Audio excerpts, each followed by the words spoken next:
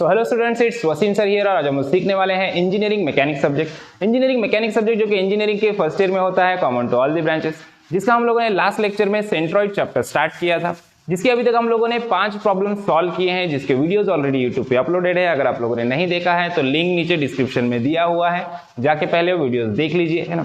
तो आज बेसिकली हम लोग सेंट्रॉइड चैप्टर का प्रॉब्लम नंबर 6 यहाँ पे सॉल्व करने वाले हैं, जो कि मुंबई यूनिवर्सिटी के एग्जामिनेशन में 8 मार्क्स के लिए पूछा हुआ प्रॉब्लम है।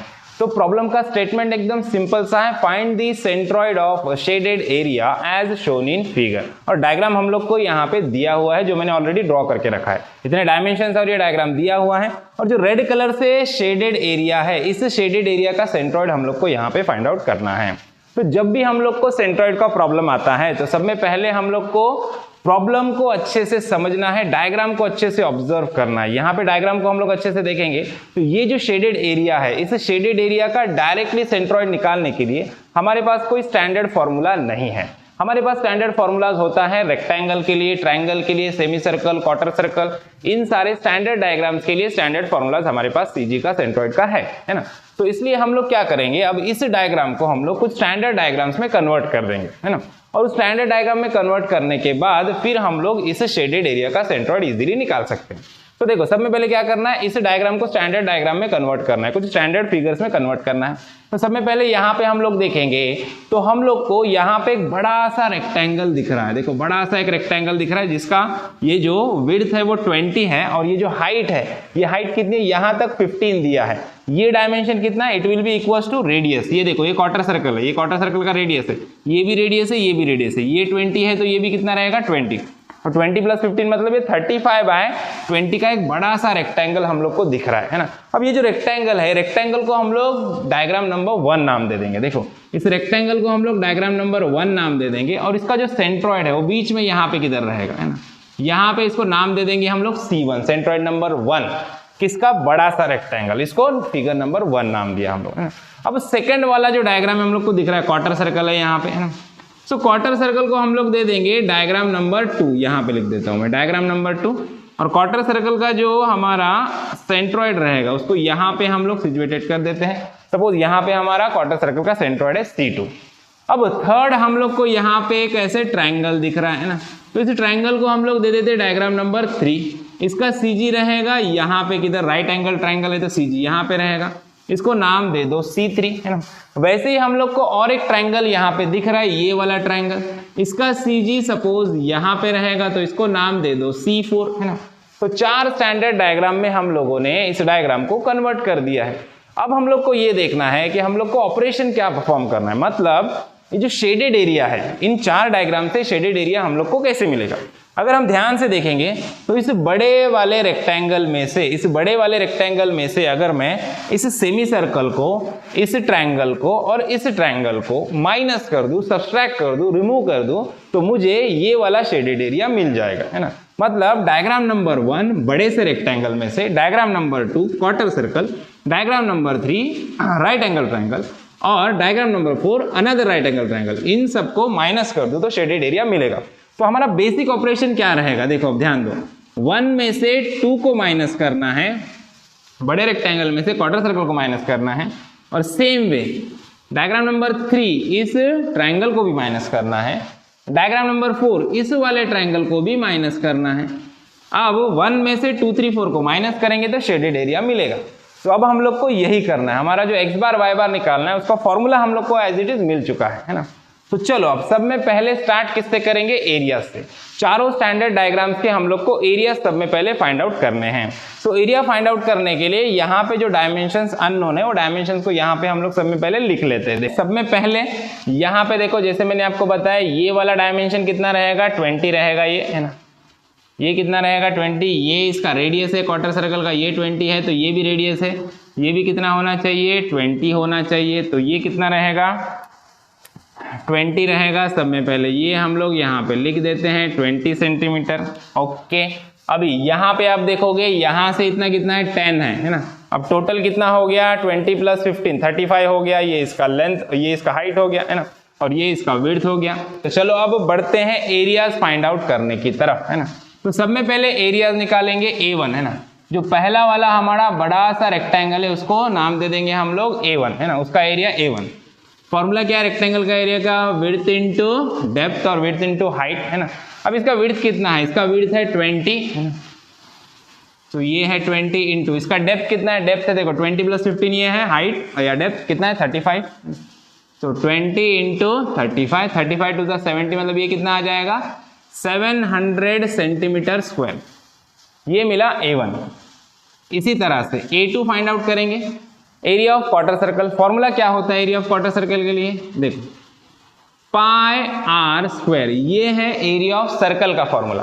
क्वार्टर सर्कल होता है 4th पार्ट ऑफ सर्कल, इसलिए हम लोग क्या करेंगे? इसको डिवाइडेड बाय 4 करेंगे, तो हम लोग को एरिया ऑफ क्वार्टर सर्कल मिल जाएगा। सो यहाँ पे देखो रेडियस कितना दिया है? रेडियस है इसका 20, तो pi into 20 square divided by 4 करो, यहाँ से हम लोग को A2 that is area of quarter circle मिल जाएगा। 314.15, है ना, 314.15 सेंटीमीटर स्क्वायर। अभी A3 क्या है? Area of triangle. क्या होता है formula? 1/2 into base into height. अब यहाँ पे ध्यान से आप देखोगे सो इसका जो हाइट है, हाइट कितना है? 15 है, और बेस कितना है? 10 है। बेस 10 है और हाइट कितना है? 15 है। यहाँ पे देखो बेस है 10, यहाँ पे मैं इसको नाम देता हूँ, ये है बेस इसका, और ये क्या है? ये है इसकी हाइट, है ना, it is equals to height है base into height, 1/2 base into height, half into base into height.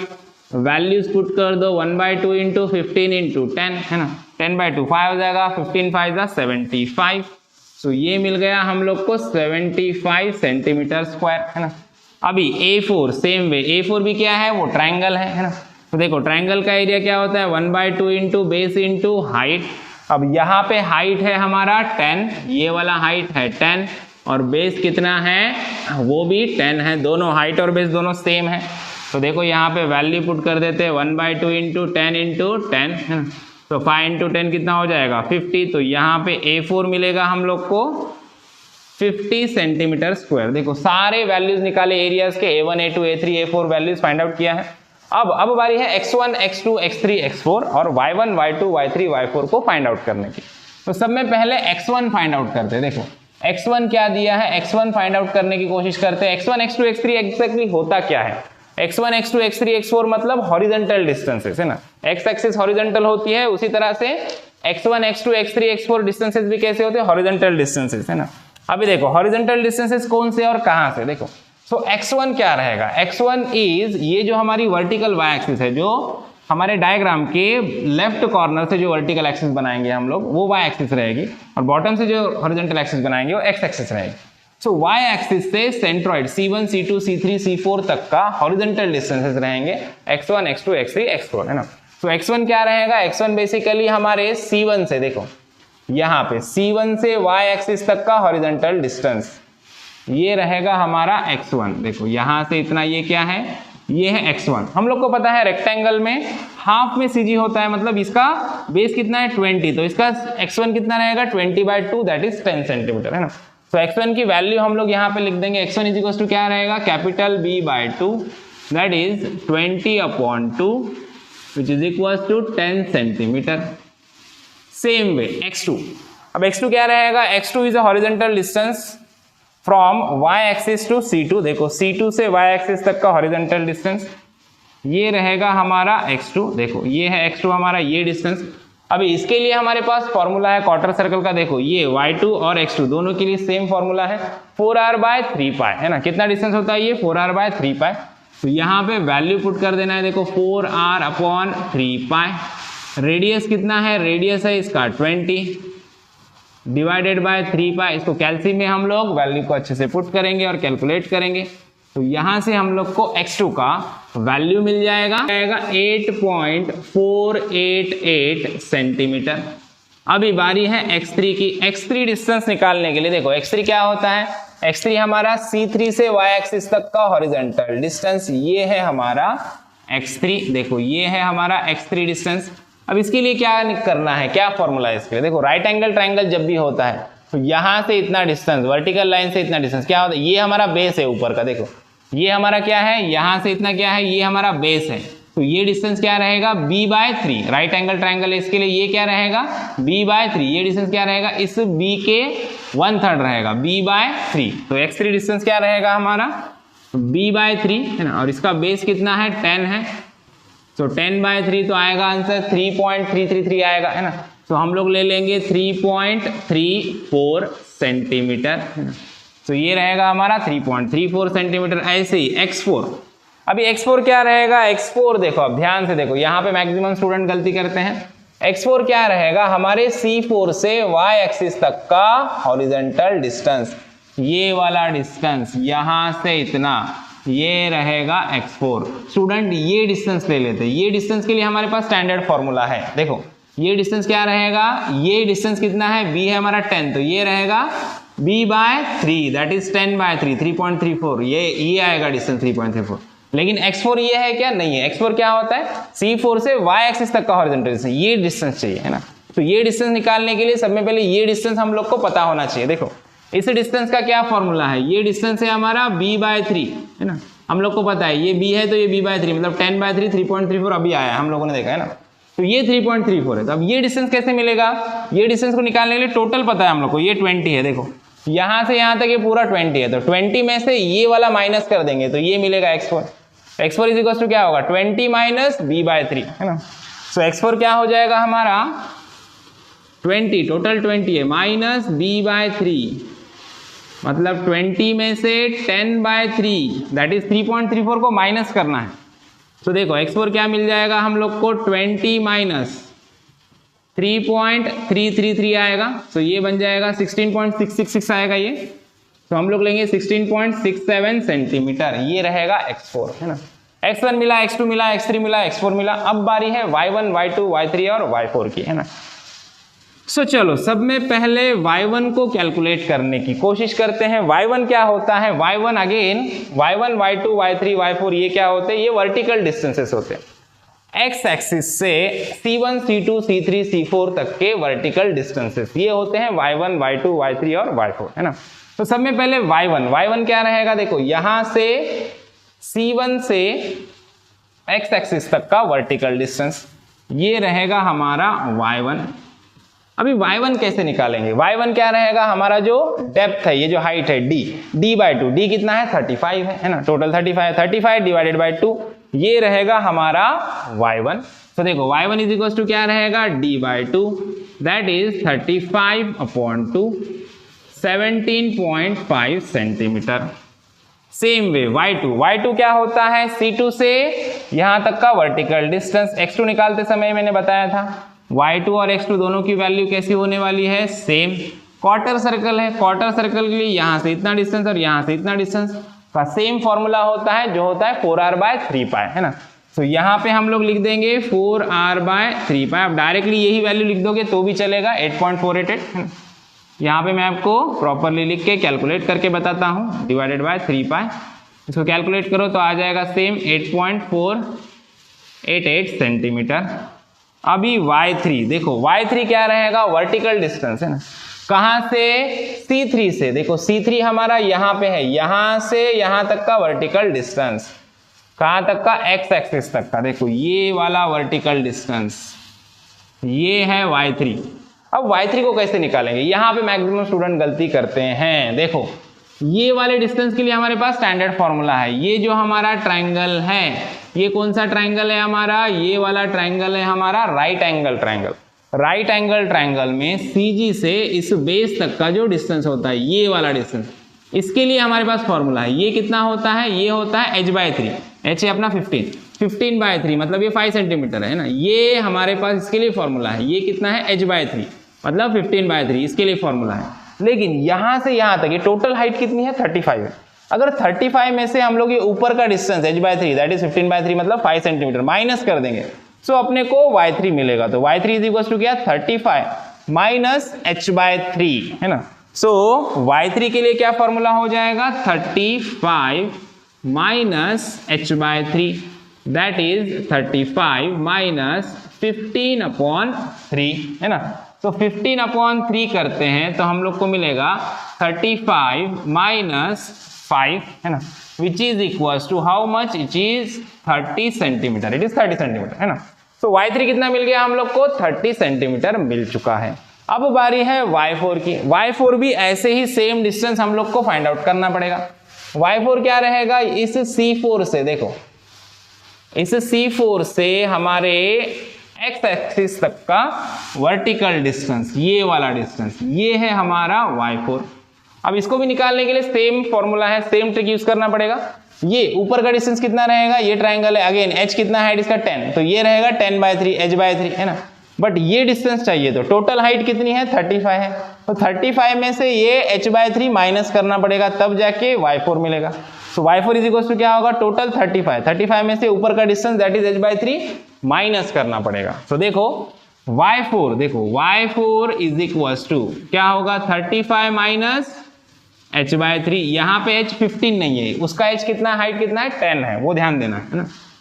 35 minus 10/3 that is 35 minus 3.34, सो ये आ जाएगा 31.666 आएगा, 67 ले लो, 31.67 सेंटीमीटर, ये मिल गया y4। अब बारी है हमारी x बार और y बार निकालने की और हमारा प्रॉब्लम खत्म हो जाएगा। देखो x बार और y बार निकालने के लिए क्या फॉर्मूला रहेगा, हमारा बेसिक ऑपरेशन क्या था, 1 - 2 - 3 - 4। सो यहाँ पे देखो x बार के लिए, अभी देखो x बार के लिए क्या फॉर्मूला हो जाएगा, a1x1 minus a2x2 minus a3x3 है ना, minus a4x4 divided by a1 minus a2 minus a3 minus a4 है ना। ये वाला फॉर्मूला रहेगा हमारा x बार के लिए। x बार के लिए फॉर्मूला रहेगा a1x1 minus a2x2 minus a3x3 minus a4x4 divided by a1 minus a2 minus a3 minus a4। Same हमारा जो बेसिक ऑपरेशन है उसके ऊपर फॉर्मूला डिपेंड होता है। समझ में आया? चलो अब डायरेक्टली इसके वैल्यूज पुट करते हैं। यहाँ पे देखो, ध्यान से देखना। सब में पहले a1 कितना है हमारा, a1 कितना दिया है हम लोग को, देखो 700 है ना। तो सब में पहले यहाँ पे ब्रैकेट पुट करना बहुत जरूरी है। 700 इंटू x1 की वैल्यू कितनी है 10 माइनस a2 कितना है हमारा, a2 दिया है हम लोग को, यहाँ पे देखो a2 कितना है 314.15 है ना, इंटू x2 कितना है, x2 है हमारा 8.488 है ना, 8.488 ब्रैकेट क्लोज, बाकी का नीचे लिख रहा हूँ जगह नहीं है इसलिए, माइनस अभी देखो a3 कितना है हमारा, a3 है हमारा 75, x3 कितना है, x3 है हमारा 3.34, तो इंटू 3.34 माइनस a4, देखो a4 कितना है हमारा, a4 है हमारा 50, वहां पे निकाला है हम लोगों ने, a4 50 है। x4 कितना है 16.67, तो ये है 16.67 है ना। सारे वैल्यूज ऊपर वाले आ गए, divided by a1 minus a2 minus a3 minus a4। a1 कितना है 700 माइनस 314.15 माइनस a3 कितना है 75 माइनस 50 है ना। अब ये सारा वैल्यू कैल्सी में अच्छे से पुट करो और कैलकुलेट करो। तो यहां से हम लोग को x बार का वैल्यू मिल जाएगा 12.45 सेंटीमीटर है ना। तो x बार का वैल्यू मिल गया हम लोग को 12.45 सेंटीमीटर, ये मिल गया x बार। अब y बार के लिए क्या करना है, y बार के लिए सेम फॉर्मूला रहेगा, सिर्फ x1 x2 x3 x4 के जगह पे y1 y2 y3 y4 आएगा, बाकी सारा सेम रहेगा वैल्यू है ना। सो y बार निकालने के लिए ये वाला पोर्शन रफ करते हैं और y बार की तरफ बढ़ते हैं। देखो सब में पहले ये वाला पोर्शन रफ कर लेते हैं। यहाँ पे देखो y बार निकालने के लिए हम लोग को क्या करना है, y बार निकालने के लिए सेम फॉर्मूला है ना। देखो y bar is equal to क्या लिखना है हम लोग को, y bar is equal to a1 y1 minus a2 y2 minus a3 y3 minus a4 y4 whole divided by a1 minus a2 minus a3 minus a4 है ना। अभी सारे वैल्यूज यहाँ पे पुट करने हैं और कैलकुलेट करना है, तो अपने को y बार मिल जाएगा। देखो y bar is equal to a1 है 700, y1 कितना है 17.5 सेंटीमीटर, उसके बाद a2 कितना है हमारा, a2 दिया है 314.15 माइनस 314.15 इंटू y2 है 8.488 माइनस a3 कितना है 75 इंटू y3 y3 देखो, y3 कितना है हमारा 30, तो यहाँ पे लिख देता हूँ मैं 30। ओके, अब ये वाला पोर्शन भी मैं थोड़ा सा रफ कर देता हूँ ताकि हमारा स्पेस प्रॉपरली हम लोग को मिले। यहाँ पे देखो y3 के बाद y4 देखो, a4 कितना है हमारा, a4 है 50 इंटू y4 कितना मिला हम लोग को 31.67 होल डिवाइडेड बाय, अभी होल डिवाइडेड बाय क्या आएगा, a1 700 minus a2 314.15 minus a3 75 a4 50, है ना। सारे वैल्यूज कैलसी में अच्छे से पुट करना है, गड़बड़ नहीं करना है, आराम से करना है कैलकुलेशन, है वैल्यू सारे कैलसी में अच्छे से पुट करना है, कैलकुलेट करना है। तो यहाँ पे हम लोग को y बार का वैल्यू मिल जाएगा 22.04 सेंटीमीटर, ये मिल गया y बार और x बार दोनों वैल्यूज हम लोग को यहाँ पे मिल चुके हैं। और यहाँ पे हमारा प्रॉब्लम वैसे तो खत्म हो जाता है ना, लेकिन एग्जैक्टली हम लोगों ने x बार y बार निकाला, मतलब क्या निकाला वो हम लोग देख लेते हैं। यहाँ पे इस शेडेड एरिया का सेंट्रॉइड निकाला हम लोगों ने। इस शेडेड एरिया के सेंट्रॉइड का डिस्टेंस कितना है, देखो x बार मतलब हॉरिजॉन्टल डिस्टेंस, y एक्सिस से डिस्टेंस कितना है 12.45 सेंटीमीटर। 12.45 देखो यहाँ तक कितना है, ये 10 है, 12.45 मतलब इधर आगे किधर रहेगा, है ना। और नीचे से वर्टिकल डिस्टेंस कितना है, y बार है 22.04, देखो यहाँ से 20 है, 22.04 मतलब यहाँ से ऊपर, मतलब इधर किधर रहेगा सेंट्रॉइड। ये जो C है ये क्या शो कर रहा है, सेंट्रॉइड ऑफ शेडेड एरिया, है ना। और इसका जो x बार है, x बार क्या है, ये डिस्टेंस है देखो, है ना। x बार निकाला मतलब हम लोगों ने क्या निकाला, तो शेडेड एरिया का सेंट्रॉइड है उसका y एक्सिस से हॉरिजॉन्टल डिस्टेंस x बार, ये हम लोगों ने फाइंड आउट किया है, कितना है 12.45 सेंटीमीटर, है ना। और सेम वे इस सेंट्रॉइड का, शेडेड एरिया के सेंट्रॉइड का वर्टिकल डिस्टेंस कहां से, x एक्सिस से वर्टिकल डिस्टेंस, ये होता है y बार, जो हम लोगों ने निकाला 22.04 सेंटीमीटर, ये है 22.04 सेंटीमीटर, है ना। हम लोगों ने x बार y बार निकाला मतलब क्या किया एग्जैक्टली, हमारा जो शेडेड एरिया का सेंट्रॉइड है उसका हॉरिजॉन्टल और वर्टिकल कोऑर्डिनेट्स निकाला, x बार y बार निकाला मतलब। समझ में आया? आई होप आपको सारा प्रॉब्लम अच्छे से समझ में आया है। वीडियो अच्छा लगा है तो वीडियो को लाइक कीजिए, ज्यादा से ज्यादा अपने दोस्तों के साथ शेयर कीजिए और चैनल को सब्सक्राइब करना ना भूलिए। तो मिलते हैं नेक्स्ट वीडियो में नेक्स्ट प्रॉब्लम के साथ, तब तक के लिए थैंक यू, बाय बाय।